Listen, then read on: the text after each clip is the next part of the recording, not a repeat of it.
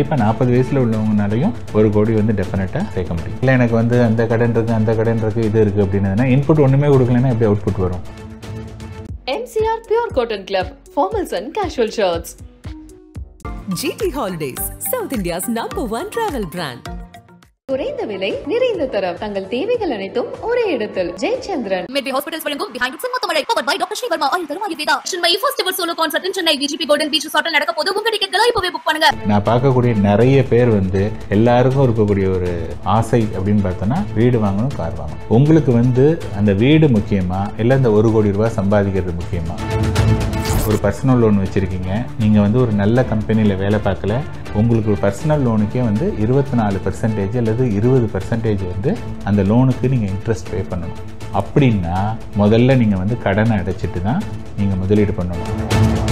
இப்போ 40 வயசுக்காரருக்கு ஒரு தங்கம் அல்லது மியூச்சுவல் ஃபண்டுனா மியூச்சுவல் ஃபண்டில் சின்ன அமௌண்ட்டு நீங்கள் போடலாம், எப்போ வேணாலும் நீங்கள் எடுத்துக்கலாம். அதில் இருக்கக்கூடிய க்ரோத் வந்து ஜாஸ்தி compared to the gold. So stock மார்க்கெட்டை பொறுத்தவரையும் பார்த்தீங்கன்னா ரிஸ்க் வெர்சஸ் ரிட்டர்ன் வந்து ஜாஸ்தி. அவர் வந்து என்கிட்ட மணியே இல்லை, நான் வந்து சீக்கிரமாக பணக்காரனாகணும்னு சொல்லிட்டு ஏதாவது ஸ்டாக்கை வாங்குறாங்க. ஏன்னா அவங்களுக்கு வந்து எக்ஸ்பீரியன்ஸ் ஒன்றுமே கிடையாது. அப்படின்னு இருக்கும்போது அந்த தப்பாக போச்சு அப்படின்னா இருக்கக்கூடிய மணியும் போயிடும். அதனால் முதல்ல மியூச்சுவல் ஃபண்டில் வந்துட்டு அதுக்கப்புறமா பண்ணலாம். ரெண்டாவது ஸ்டாக் மார்க்கெட் யார் வரணும் அப்படின்னதுன்னா பணக்காரனாகணும்னு போகிறவங்க வந்து நிறைய பேர் வந்து லாஸ்ட்டில் தான் வெளியில் வராங்க.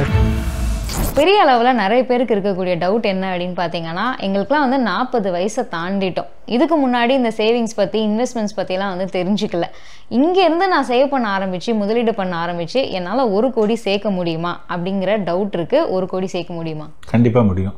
இது வந்து எப்படின்னா, இப்போ ஃபார் எக்ஸாம்பிள் கிரிக்கெட் மேட்ச் எடுத்துட்டோன்னு வச்சுங்களேன். கிரிக்கெட் மேட்ச்சில் வந்து ஒரு 20 இப்போ வந்து ஐபிஎல் காலம் T20 நடந்துகிட்ருக்கு. இப்போ T20யில் ஃபஸ்ட்டு டீம் வந்து ஒரு 180 ரன் அடிச்சிட்டாங்க அப்படின்னா ஓவருக்கு 9 ரன் அடிச்சிருக்காங்க. ஸோ ஓவருக்கு 9 ரன் அடிச்சிருக்காங்க அப்படின்னா நம்ம ஃபஸ்ட்டு ஓவர்லேருந்தே ஒரு 8, 9 அந்த மாதிரியே அடிச்சுட்டே வந்தோம் அப்படின்னதுன்னா அந்த 180 ரன்னை வந்து சேஸ் பண்ணிடலாம். இப்போ நீங்கள் என்ன சொல்கிறீங்க சார், நான் ஃபஸ்ட்டு 10 ஓவரில் நம்ம சிஎஸ்கே ரெகுலராக விளையாடுற மாதிரி 10 ஓவரில் வந்து பார்த்தீங்க அப்படின்னா வெறும் 60 ரன் தான் அடிச்சிருக்கோம்.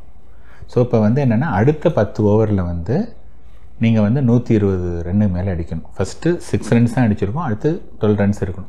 இப்போ சப்போஸ் விக்கெட் இருந்தது அல்லது நல்ல ஹிட் பண்ணக்கூடிய ஆளுங்க இருந்தாங்க அப்படின்னதுன்னா அது வந்து நம்ம அடிக்கலாம். பட் வந்து ஒரு 10 மேட்ச்னால் ஒரு 6 மேட்ச் தான் அடிக்க முடியும், எல்லா மேட்சும் அடிக்க முடியாது. ஏன்னா நீங்கள் எப்படி ஸ்ட்ராங்காக ஆடுவீங்களோ அதே மாதிரி ஆப்போனண்ட் டீம் வந்து நல்ல பவுலராகவும் அவங்களும் இருப்பாங்க. ஸோ அவங்க வந்து ஜஸ்ட் லைக் தட் வந்து எவ்ரி ஓவர் 12 ரன் வந்து அவங்க கொடுக்க மாட்டாங்க. மேபி ஒரு 2 ஓவரில் கொடுத்துருந்தா கூட யாராவது ஒருத்தர் 2 பேர் டைட்டாக போட்டாங்கன்னா திருப்பி வந்து ரன் ரேட் இன்க்ரீஸ் ஆகிடும். ஸோ இப்போ சேம் அதே அனாலஜி இங்கே பார்த்தோம் அப்படின்னதுன்னா 40 வயசு வரையும் நீங்கள் பெருசாக சேர்க்கலை அப்படின்னதுன்னா the next 18 years or 20 years 58 வயசு ரிட்டையர் ஆகிறாங்க அல்லது 60 வயசு ரிட்டையர் ஆகுது, அப்படி இது மாதிரி வச்சுக்கலாம். அந்த மாதிரி இருக்காங்க அப்படின்னதுன்னா அவங்க வந்து நிறைய வந்து இன்வெஸ்ட் பண்ணணும். அட்லீஸ்ட் வந்து ஒரு 15,000 ரூபாயாவது மந்த்லி அவங்க வந்து இன்வெஸ்ட் பண்ணணும். அப்போ தான் வந்து பார்த்தோம் அப்படின்னா அவங்க 58 வயசு 60 வயசில் பண்ண முடியும். 15,000ங்கிறது ஒரே அமௌண்ட்டையே போட்டுட்டு வந்ததுன்னா. சில பேர் என்ன சொல்கிறாங்கன்னா, சார் என்னால் இப்போ 15,000 போட முடியாது, நான் வந்து ஒரு 7,000 அல்லது 8,000 போடுறேன், ஆனால் எவ்ரி இயர் வந்து ஒரு 1,500 ருபீஸ் ஆர் 2,000 ருபீஸ் இன்க்ரீஸ் பண்ணுறேன் அப்படின்னு பண்ணால் கூட அவங்களால வந்து அந்த 1 crore அச்சீவ் பண்ண முடியும். ஸோ இங்கே வந்து இன்வெஸ்ட்மெண்ட்டுக்கு வந்து என்ன இம்பார்ட்டண்ட் அப்படின்னதுன்னா டியூரேஷன் தான் important, more then your money. நீங்கள் எவ்வளவு சேவ் பண்ணுறீங்கிறத விட நீங்கள் எவ்வளவு காலம் இணைஞ்சிருக்கீங்க அப்படிங்கிறது. ஸோ யாரெல்லாம் வந்து முன்னாடி மிஸ் பண்ணிட்டாங்களோ அவங்க they have to be aggressive in terms of இன்வெஸ்ட்மெண்ட்டு. அப்போ வந்து கண்டிப்பாக 40 வயசில் உள்ளவங்கனாலையும் 1 கோடி வந்து டெஃபினட்டாக சேர்க்க முடியும். சரி, இப்போ நம்ம பேசிகிட்டு இருக்க ஏஜ் குரூப்பில் இருக்கவங்க வந்து கரெக்டாக அந்த ஏஜ் குரூப்பில் தான் அவங்களுக்கு வந்து எஜுகேஷன் லோன் இருக்கலாம், குழந்தைங்கள படிக்க வைக்கணும் அப்படிங்கிறதுக்காக ஹோம் லோன் எடுத்துருக்கலாம், நிறைய இஎம்ஐ கமிட்மெண்ட்ஸ் வந்து அவங்களுக்கு இருந்திருக்கலாம். இந்த மாதிரியான ஒரு சூழலில் அவங்களுக்கு வந்து ஒரு முதலீட்டுக்கு போகிறது அப்படிங்கிறது சாத்தியமாக இருக்குமா? ஒரு வேளை இல்லை அப்படின்னா அவங்க என்ன பண்ணணும்? சரி, இது நான் நிறைய தடவை சொல்கிறது வந்து என்ன அப்படின்னாங்கன்னா உங்களுக்கு வந்து எது தேவை எது விருப்பம் இதை டிசைட் பண்ணுங்கள். இப்போ நீங்கள் என்ன சொல்கிறீங்க, 40 வயசு வரையும் நான் ஒன்றுமே சேர்க்கலை, 20 வருஷத்தில் நான் வந்து 1 கோடி ரூபா சேர்க்க முடியுமா அப்படின்னா அதுக்கு வந்து ஒரு அவுட்புட் வேணும் அப்படின்னு சொன்னால் அதுக்கு வந்து ஒரு இன்புட் வேணும். இப்போ நான் இன்புட் கேட்டோன்னா இல்லை எனக்கு வந்து அந்த கடன் இருக்குது அந்த கடன் இருக்குது இது இருக்குது அப்படின்னதுன்னா இன்புட் ஒன்றுமே கொடுக்கலன்னா எப்படி அவுட்புட் வரும்? அது வந்து பாசிபிள் கிடையாது. அப்போ உங்களுக்கு வந்து அந்த வீடு முக்கியமா இல்லை இந்த 1 கோடி ரூபா சம்பாதிக்கிறது முக்கியமா? அது நீங்கள் தான் டிசைட் பண்ணணும். இப்போ எனக்கு வீடு இல்லாமல் தான் சார் முக்கியம், வீடுக்கு கட்டிக்கணும் அப்படின்னு சொன்னதுன்னா 1 கோடி நீங்கள் ஏர்ன் பண்ண முடியாது. மேபி ஒரு 20 lakhs 30 lakhs அந்த அமௌண்ட்டு தான் நீங்கள் சேர்க்க முடியும். அதனால் இந்த டிசிஷன் வந்து அது நீங்கள் தான் வந்து you have to decide. But unfortunately நான் பார்க்கக்கூடிய நிறைய பேர் வந்து வேலைக்கு சேர்ந்த உடனேயும் சரி எப்போ ஒன்று பார்த்தாலும் எல்லாருடைய யுனானிமஸாக எல்லாருக்கும் இருக்கக்கூடிய ஒரு ஆசை அப்படின்னு பார்த்தோன்னா வீடு வாங்கணும், கார் வாங்கணும், இதுதான். ஸோ வீடு வாங்கணும், கார் வாங்கணும் அப்படின்னதுன்னா நம்ம என்ன பார்க்கணும்னா இதுக்கு முன்னாடி நம்மளுடைய முன்னோர்கள் அவங்கெல்லாம் வந்து எல்லாரும் வீடு கார் வாங்கியிருந்தாங்களா? எல்லாருனாலையும் வாங்க முடிஞ்சுதா? வாங்கியிருந்தாங்களா? இல்லை இல்லையா? அப்போ என்னால் பணம் இருந்து என்னால் வாங்க முடிஞ்சதுன்னா ஓகே. பட் வீடு car is not important. What is important, நீங்கள் வீடு வாங்குறதுக்கு பதிலாக உங்கள் பசங்களை வந்து நல்லா படிக்க வச்சிங்க அப்படின்னதுன்னா, அந்த எஜுகேஷன் கொடுத்தோம் அப்படின்னதுன்னா அவங்க நாளைக்கு ஒரு அப்ராட் போகிறாங்கன்னு பார்த்தீங்கன்னா அடுத்த தலைமுறையிலையாவது வந்து வாங்கலாம். நீங்கள் வந்து எஜுகேஷனை கொடுக்கல அப்படின்னு சொன்னதாக இருந்தால் வெறும் நான் வந்து வீடை வாங்கணும்ப்பா அதில் நீங்கள் ஃபோக்கஸ் பண்ணிட்டு பையனை நல்ல இடத்துல படிக்க வைக்க முடியாது, நல்ல இடத்துல பொண்ணை கல்யாணம் பண்ணிக்க முடியாது அப்படின்னதுன்னா நீங்கள் அதுக்கப்புறமா அடுத்த தலைமுறையும் கஷ்டப்படும். அட்லீஸ்ட் வந்து நீங்கள் வீடு வாங்காமல் இந்த தடவை நீங்கள் கஷ்டப்பட்டீங்கன்னா கூட நல்ல எஜுகேஷனை கொடுத்தோன்னா உங்கள் பசங்க வந்து நல்லா படித்து வேலை பார்த்து அவனாவது அடுத்த இதுலையாவது வாங்க முடியும். அதனால் focus more on your need than wants. இப்போ ஒருத்தருக்கு வந்து கடன் இருக்குது சார். இப்போ இமீடியட்டாக அவர் வந்து இந்த கடனை அடைக்கிறதுல அவரோட ஃபோக்கஸை செலுத்தணுமா, இல்லை நான் வந்து முதலீடு பண்ணுறதுல அவருடைய கவனத்தை வந்து செலுத்தணுமா? ஓகே, இப்போ வந்து கடன் அப்படின்னு ஒன்று என்ன கடன் அப்படிங்கிறது இம்பார்ட்டன்ட். ஃபார் எக்ஸாம்பிள் நான் ஒரு கடன் வாங்கியிருக்கேன். அந்த கடனுக்கு வந்து நான் செலுத்தக்கூடிய வட்டி 8-9%. அது வந்து நீண்ட காலம் அந்த லோன் அப்படின்னா அந்த கடனை உடனே செலுத்தணுங்கிற அவசியம் கிடையாது. உதாரணத்துக்கு வந்து ஹவுசிங் லோன் வந்து 8-9% வந்து ஆவரேஜாக ஹவுசிங் லோன் இருக்குது. அது வந்து ஒரு 20 வருஷம். ஓகேயா? ஸோ அந்த மாதிரியான லோனை வந்து நீங்கள் அடைக்கணுங்கிற அவசியம் கிடையாது. அது மாட்டக்க இருக்கட்டும், சைமல்டேனியஸாக நீங்கள் வந்து முதலீடும் ஸ்டார்ட் பண்ணலாம். ஓகே, அதே சமயத்தில் நீங்கள் வந்து ஒரு பர்சனல் லோன் வச்சுருக்கீங்க, நீங்கள் வந்து ஒரு நல்ல கம்பெனியில் வேலை பார்க்கல, உங்களுக்கு ஒரு பர்சனல் லோனுக்கே வந்து 24% அல்லது 20% வந்து அந்த லோனுக்கு நீங்கள் இன்ட்ரெஸ்ட் பே பண்ணணும். அப்படின்னா முதல்ல நீங்கள் வந்து கடனை அடைச்சிட்டு தான் நீங்கள் முதலீடு பண்ணணும். ஸோ நம்ம சர்வீஸ் அதாவது சிம்பிள் என்னென்னா, என்கிட்ட ஒரு மணி இருக்குது, அதுக்கு நான் வந்து கடனை அடைச்சேன்னா அது எவ்வளவு, அதை முதலீடு பண்ணால் எவ்வளவு. ஸோ ஹவுசிங்கை பொறுத்தவரையும் கடன் அடைச்சா 8%, முதலீடில் 12-15% வரை கிடைக்குது அப்படின்னா அந்த கடனை அடைக்க போகிறது இல்லை. வேறஸ் நீங்கள் வந்து வேறு ஒரு லோனில் இருக்குது, அந்த லோன்லேயே 18-20%, மியூச்சுவல் ஃபண்டில் 12-15 தான் வரும் அப்படின்னதுன்னா முதல்ல அதை அடைச்சிட்டு அதுக்கப்புறமா வரணும். இப்போ நம்ம வந்து 40 இயர்ஸ் அவங்களுக்காக பேசிகிட்டு இருக்கோம் இல்லையா சார்? இப்போ இந்த ஏஜ் அப்படின்னு பொறுத்த வரைக்கும் என்னென்ன மாதிரியான ரிஸ்க்லாம் அவங்க வந்து எடுக்கலாம், என்னென்ன மாதிரியான முதலீடுகள் அவங்களுக்கு வந்து நல்லாயிருக்கும்? இப்போ நீங்கள் டிப்பிக்கலாக 40 வயசு அப்படிங்கிற ஒரு மென் எடுத்துக்கிட்டோன்னு வச்சுங்களேன்.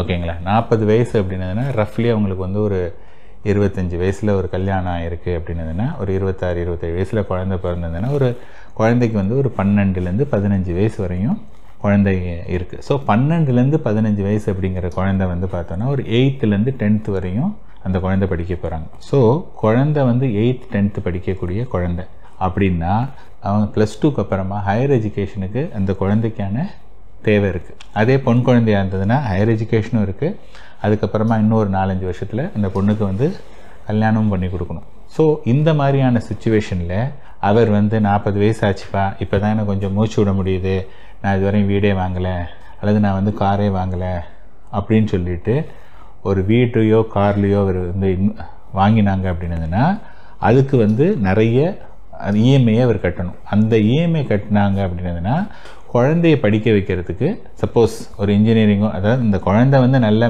மெரிட்டில் படித்து ஃபீஸே இல்லாமல் படித்ததுன்னா ஓகே. இன்றைக்கி இந்த மாதிரி அதெல்லாம் வந்து ரொம்ப ரேர் ஈவெண்ட், அதை நம்ம இது பண்ண முடியாது. இன்றைக்கி வந்து எஜுகேஷன் ரொம்ப ரொம்ப காஸ்ட்லி ஆகிடுச்சு. ஈவன் டுடே எல்கேஜி யூகேஜிக்கே வந்து பர் இயர் 1 லட்ச ரூபாய் ஆகிடுச்சு. ஸோ இன்ஜினியரிங் காலேஜஸ்லாம் வந்து பார்த்திங்கன்னா குட் குவாலிட்டி இன்ஜினியரிங் காலேஜில் 4 இயர்ஸ்க்கு வந்து 20-25 lakhs மினிமம் ஆகுது. அப்போ 20 to 25 lakhs வந்து இன்றைக்கி அப்படின்னதுன்னா அந்த குழந்தைக்கு இப்போ தான் வந்து 12 வயசு, இன்னும் 6 வயசு, இன்னும் 6 வருஷம் கழிச்சு அந்த குழந்தை படிக்க போகுதுன்னா இன்றைக்கி 25ங்கிறது அதுவே 40 லட்ச ரூபாய் ஆகிடும். 40 லட்ச ரூபாய்க்கு உங்களுக்கு எங்கே மணி இருக்குது? அதுக்கு நீங்கள் வந்து இன்வெஸ்ட் பண்ணால் தான் வந்து பண்ண முடியுமே வழியே. நீங்கள் வந்து இப்போ 40 வயசு ஆளுங்க எதுவுமே இதுவரையும் பண்ணலை அப்படின்னதுன்னா நீங்கள் அவாய்ட் பண்ணக்கூடியது வந்து வீடு வாங்குறது அண்டு வந்து காரை வாங்குறதை அவாய்ட் பண்ணலாம். ஏன்னா இன்றைக்கி வந்து நமக்கு வந்து வீடு பொறுத்தவரையும் ஆஃபீஸ்க்கு பக்கத்தில் நம்ம வந்து வாடகைக்கு இருக்க முடியும். நம்ம எங்கேயாவது ஒரு இடத்துல வீட்டை வாங்கிட்டு நாளைக்கு நம்மளுடைய ஆஃபீஸை வேறு இடத்துக்கு மாற்றினாங்கன்னா இந்த ட்ராவல் பண்ணுறது இது எல்லாமே பெரிய சேலஞ்சஸ். நான் சொல்கிறது வந்து யாருன்னா முடியாதவங்களுக்கு, அதுக்காக யாருமே வாங்கக்கூடாதுன்னு சொல்ல. அதேமாதிரி காருமே வந்து பார்த்தோம் அப்படின்னதுன்னா அவங்களுக்கு வந்து இன்றைக்கி வந்து ஓலா ஊபர் இருக்குது, டக்குனு வேணும்னா போய்க்கலாம். நீ கார் வச்சுருந்தா கூட நிறைய பேர் என்ன பண்ணுறாங்கன்னா வீட்டிலேருந்து ஆஃபீஸு, ஆஃபீஸ்லேருந்து வீடு, சாட்டர்டே சண்டே ஒரு நாள் தான் எங்கேயாவது வெளில போகிறாங்க. அதுக்கு வந்து நம்ம அழகாக ஒரு ஊபர் மாதிரியே எடுத்துகிட்டு போகலாம். அதனால் இன்றைக்கி வந்து மேண்டேட்ரி கிடையாது. அது வந்து காருங்கிறது வந்து நம்ம தேவையை விட more of a social status, அதுக்கு தான் நம்ம இம்பார்ட்டன்ஸ் கொடுக்குறோம். பசங்களுடைய எஜுகேஷனை விட அந்த சோஷியல் ஸ்டேட்டஸ் வந்து இம்பார்ட்டன்ட் கிடையாது. எந்த மாதிரியான முதலீடுகள் அப்போ வந்து நல்லது சார் இந்த ஏஜில்? சரி, நான் திருப்பி சொல்கிறது வந்து என்னென்னா, இப்போ நம்மளுடைய இன்வெஸ்ட்மெண்ட்டுன்னு நம்ம பார்த்தோன்னா இப்போ 40 வயசுக்காரருக்கு அவர்னால வந்து ரியல் எஸ்டேட்டில் பண்ண முடியாது. ரியல் எஸ்டேட்டில் கொஞ்சம் கொஞ்சமாக போட்டு பண்ண முடியாது, அது வந்து ரூல்ட் அவுட். அதுக்கப்புறமா வந்து பார்த்தோன்னா அவங்களுக்கு தெரிஞ்சது வந்து ஒரு தங்கம் அல்லது மியூச்சுவல் ஃபண்டு, வெல் ரெகுலேட்டட் சிட்னா ஓகே. நிறைய பேர் வந்து அந்த மாதிரி சிட்டு போடுறத விட அவங்க வீட்டுக்கு பக்கத்தில் இருக்கக்கூடிய சிட்டில் தான் போடுறாங்க. அதெல்லாம் வந்து இவ்வளோ நல்ல மனுஷங்க தான். அவர் திடீர்னு அவருக்கு யாரோ ஒருத்தருக்கு பணம் கொடுக்கல அப்படின்னதுன்னா ஓவர் நைட் அவர் அப்ஸ்காண்ட் ஆகிட்டார்னா என்டையர் மணி வந்து போயிடும். அதனால் அது வந்து ரூல்ட் அவுட். அப்படி பார்த்தீங்கன்னா தங்கமும் மியூச்சுவல் ஃபண்டு தான். ஸோ இப்போ மியூச்சுவல் ஃபண்டை பொறுத்தவரையும் என்ன அப்படின்னதுன்னா, மியூச்சுவல் ஃபண்டில் சின்ன அமௌண்ட்டும் நீங்கள் போடலாம், எப்போ வேணாலும் நீங்கள் எடுத்துக்கலாம். அதில் இருக்கக்கூடிய க்ரோத் வந்து ஜாஸ்தி கம்பேர்ட் டு த கோல்டு. இதை பார்க்குறவங்க என்ன சொல்லுவாங்க, சார் லாஸ்ட் 1 இயரில் கோல்டு தானே அதிகம் ரிட்டர்ன் கொடுத்துருக்கு, தங்கம் இது மியூச்சுவல் ஃபண்டு கொடுக்கல, நீங்கள் வந்து கோல்டை பற்றி பேச மாட்டேங்கிறீங்க. சரி, லாஸ்ட்டு 1 இயரில் கோல்டு கொடுத்துருக்கு. பட் கோல்டு வந்து நீங்கள் என்ன பார்க்கணுன்னா லாஸ்ட்டு 5 இயர்ஸ் 10 இயர்ஸ் 15 இயர்ஸ் அந்த மாதிரி பார்க்கணும். அப்படி பார்த்தீங்கன்னா லாங் டேர்மில் அது வந்து 10% மேலே கிடையாது. ஏன்னா ஸ்டாக் மார்க்கெட் அப்படிங்கிறது வந்து ஒரு கம்பெனி, அது வந்து இட் ப்ரொடியூஸ் சம்திங். அதனால வந்து என்ன ஆகுதுன்னா கண்ட்ரிக்கு வந்து நிறைய பயன் இருக்குது, அதனால நிறைய பேருக்கு வேலை வாய்ப்பு இருக்குது, கண்ட்ரியுடைய ஜிடிபி வருது, அதோடைய அந்த க்ரோத் வந்து ரியல் க்ரோத். தங்கத்தை பொறுத்தவரையும் it's only buy and hold. உங்கள்கிட்டேருந்து உங்கள் அம்மாட்டேருந்து உங்கள்கிட்ட வந்தது, அல்லது உங்கள் பாட்டிகிட்டேருந்து உங்கள் அம்மாட்ட வந்தது, நாளைக்கு உங்கள்கிட்டேருந்து உங்கள் பொண்ணுகிட்ட போகுது. அது மோஸ்ட்லி வந்து பார்த்தோன்னா it is not a productive assets, it's unproductive assets. அது ஒன்று. ரெண்டாவது, ஒரு தேவை அப்படிங்கும்போது இப்போ நீங்கள் பாருங்களேன், உங்கள்கிட்ட வந்து ஏதாவது ஒரு தேவை அப்படின்னா அந்த தங்கத்தை விற்பீங்களா அல்லது அடகு வைப்பீங்களா? மோஸ்ட்லி நீங்கள் அடகு வைக்க தான் பார்ப்பீங்க. விற்பீங்களா? விற்கிறது வந்து பார்த்தோன்னா நீங்கள் எதையோ லூஸ் பண்ணுற மாதிரியான ஒரு விஷயம் இருக்குது. But when it comes to mutual fund அப்படின்னு பார்த்தீங்கன்னா அங்கே உங்களுக்கு எமோஷன் கிடையாது. நான் வந்து 5 லட்சம் போட்டேன், இன்றைக்கி 10 லட்ச ரூபா இருக்குது, 15 லட்ச ரூபா இருக்குது, எனக்கு தேவை அப்படின்னா நீங்கள் வந்து வித்தவுட் எனி ஹெசிடேஷன் நீங்கள் எடுத்துருவீங்க. இங்கே வந்து ஒரு எமோஷன் இருக்கிறதுனால தங்கம் இஸ் ஆல்சோ இப்போ லாஸ்ட்டு இதில் வந்து ஓரளவுக்கு இன்னொரு அசட் கிளாஸ் நீங்கள் எடுத்துக்கிட்டீங்கன்னா கூட when it comes to யூசேஜ்னு பார்த்தீங்கன்னா அது ரொம்ப ரொம்ப கம்மி. அதனால better will be the mutual fund. Stock market investment பொறுத்தவரைக்கும் இப்போ இந்த ஏஜ் குரூப் நம்ம பேசிகிட்டு இருக்கவங்க இன்வெஸ்ட் பண்ணலாமா? ஏன்னா அவங்களுக்கு வந்து ஒரு கில்ட் இருக்கும் இல்லையா, நம்ம இத்தனை நாளாக இன்வெஸ்ட் பண்ணல, ஸோ ஸ்டாக் மார்க்கெட்டில் இன்வெஸ்ட் பண்ணால் நிறைய ரிட்டர்ன்ஸ் கிடைக்கும் அப்படிங்கிற ஒரு கண்ணோட்டம் இருக்கும். ஸோ ஸ்டாக் மார்க்கெட் இன்வெஸ்ட்மெண்ட்டை எப்படி பார்க்கலாம்? இல்லை, அதாவது இவ்வளோ நாளாக நான் ரிட்டர்ன் பண்ணலை, அதனால நான் இப்போ வரேன், அதாவது இவ்வளோ நாளாக எந்த ரிஸ்க்குமே எடுக்கலை அப்படிங்கும்போது முதல்ல ஃபர்ஸ்ட் ஆஃப் ஆல் நீங்கள் வந்து ரிஸ்க் என்னன்னு புரிஞ்சுட்டு அதுக்கப்புறம் ரிஸ்க் எடுக்கணும். நான் அவ்வளோ நாளாக ரிஸ்க்கே எடுக்கலை அப்படின்னு சொல்லிட்டு நீங்கள் அக்ரெசிவாக ரிஸ்க் எடுக்கக்கூடாது. ஸோ ஸ்டாக் மார்க்கெட்டை பொறுத்தவரையும் பார்த்தீங்கன்னா ரிஸ்க் வெர்சஸ் ரிட்டர்ன் வந்து ஜாஸ்தி. அவர் வந்து என்கிட்ட மணியே இல்லை, நான் வந்து சீக்கிரமாக பணக்காரனுன்னு சொல்லிட்டு ஏதாவது ஸ்டாக்கை வாங்குறாங்க. ஏன்னா அவங்களுக்கு வந்து எக்ஸ்பீரியன்ஸ் ஒன்றுமே கிடையாது. அப்படின்னு இருக்கும்போது அது தப்பாக போச்சு அப்படின்னதுன்னா இருக்கக்கூடிய மணியும் போயிடும். அதனால் முதல்ல மியூச்சுவல் ஃபண்டில் வந்துட்டு அதுக்கப்புறமா பண்ணலாம். ரெண்டாவது, ஸ்டாக் மார்க்கெட் யார் வரணும் அப்படின்னதுன்னா உங்களுக்கு வந்து ஒரு 10 லட்சம் ரூபாயாவது அல்லது 5 லட்சம் ரூபாயாவது உங்களால் இன்வெஸ்ட் பண்ண பணம் இருக்குது அப்படின்னதுன்னா நீங்கள் வரலாம். நாங்கள் இப்போ தான் மியூச்சுவல் ஃபண்ட்லேயே நான் 1 லட்ச ரூபா தான் போட்டிருக்கேன் அப்படின்னு இருக்கும்போது நான் திருப்பி ஸ்டாக் மார்க்கெட்டுக்கு வரேன் அப்படின்னதுன்னா அது பெரிய விஷயம் கிடையாது. சில பேர் என்ன சொல்லுவாங்க, இல்லை நான் கொஞ்சம் கொஞ்சமாக சேர்க்குறேன் அப்படின்னதுன்னா எவ்வளோ சேர்ப்பீங்க, நீங்கள் ஒரு 50,000 ரூபா தான் போட்டிங்க அப்படின்னதுன்னா ஈவன் அது ஒரு 3 வருஷத்தில் அது டபுளே ஆனால் கூட 50,000 ரூபா தான் கிடைக்குது. 50,000 ரூபா is not a big money. ஓகேயா? ஒரு சைஸபிள் அமௌண்ட் இருந்ததுன்னா நீங்கள் ஸ்டாக் மார்க்கெட்டுக்கு வரலாம். அதோடு இல்லாமல் இப்போ ஒன்றுமே தெரியாமல் நான் சீக்கிரமாக பணக்காரன் ஆகணும்னு போகிறவங்க வந்து நிறைய பேர் வந்து லாஸ்ட்டில் தான் வெளியில் வராங்க. ஸோ ஸ்டாக் மார்க்கெட் மார்க்கெட் வந்து எடுத்தோன்னே தேவையே இல்லை. ஒரு மியூச்சுவல் ஃபண்ட் ரூட்டில் வந்து உட்கார்ந்துட்டு அதை பற்றி நல்லா புரிஞ்சுட்டு எப்படி மார்க்கெட் போகுது அப்படிங்கிறத புரிஞ்சுட்டு அதுக்கப்புறமா ஸ்டாக் மார்க்கெட் வரலாம். எடுத்தோன்னே ஸ்டாக் மார்க்கெட் போகிறது is not at all a good idea. MCR Pure Cotton Club, formals and casual shirts. GT Holidays, South India's #1 travel brand. குறைந்த விலை நிறைந்த தரம் தங்கள் தேவைகள் அனைத்தும் ஒரே இடத்தில். ஜெயச்சந்திரன். Medway Hospitals வழங்கும் Behind It முத்தமழை powered by doctor Sreevarma Ayurveda. Chennai first ever solo concert in Chennai VGP Golden Beach Resort நடக்க போது. உங்க டிக்கெட்களை இப்பவே புக் பண்ணுங்க.